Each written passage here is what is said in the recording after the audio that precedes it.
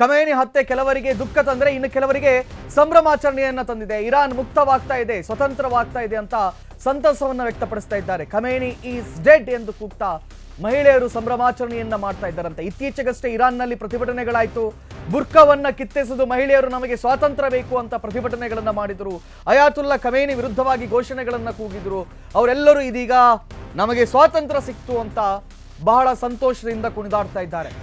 Khamenei is dead ಎಂದು ಕೂಗ್ತಾ ಸಂಭ್ರಮಿಸ್ತಾ ಇದ್ದಾರಂತೆ. ಅತ್ಯಂತ ಸಂತೋಷದಾಯಕ ದಿನ ಅಂತ ಮಹಿಳೆಯರು ಪೋಸ್ಟ್ ಅನ್ನು ಮಾಡ್ತಾ ಇದ್ದಾರೆ. ನೋಡಿ, ನಾವು ವಿಜುವಲ್ಗಳಲ್ಲಿ ತೋರಿಸ್ತಾ ಇದ್ದೀವಿ. ಬಾಯಲ್ಲಿ ಸಿಗರೇಟ್ ಇಟ್ಕೊಂಡು ವಿತೌಟ್ ಬುರ್ಖಾ ಅಥವಾ ವಿತೌಟ್ ಹಿಜಾಬ್ ಅವರೆಲ್ಲರೂ ಕೂಡ ತಮ್ಮ ಸ್ವಾತಂತ್ರ್ಯವನ್ನ ಆನಂದಿಸ್ತಾ ಇದ್ದಾರೆ.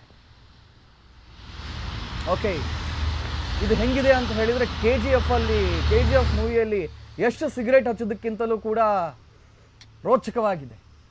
ಇಟ್ಸ್ ಬಿಕಾಸ್ ಇರಾನ್ನಲ್ಲಿ ಮಹಿಳೆಯರಿಗೆ ಸ್ವಾತಂತ್ರ್ಯ ಇಲ್ಲ, ಎಲ್ಲರೂ ಕೂಡ ಕೂದಲು ತೋರಿಸುವಾಗಿಲ್ಲ, ಬುರ್ಕಾ ಹಾಕೊಂಡೇ ತಿರುಗಬೇಕು, ಅನೇಕ ಕಟ್ಟುನಿಟ್ಟಿನ ರೂಲ್ಸ್ಗಳನ್ನು ಮಾಡಿದ್ದಿದ್ದು ಇದೇ ಅಯಾತುಲ್ಲಾ ಖಮೇನಿ.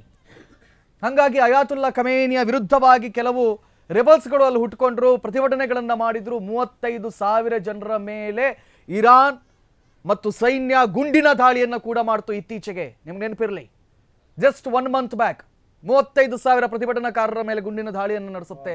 ಅದರ ಪ್ರತಿಫಲವಾಗಿ ಇದೀಗ ಅವರು ಸಂಭ್ರಮಾಚರಣೆಯನ್ನು ಮಾಡ್ತಾ ಇದ್ದಾರೆ.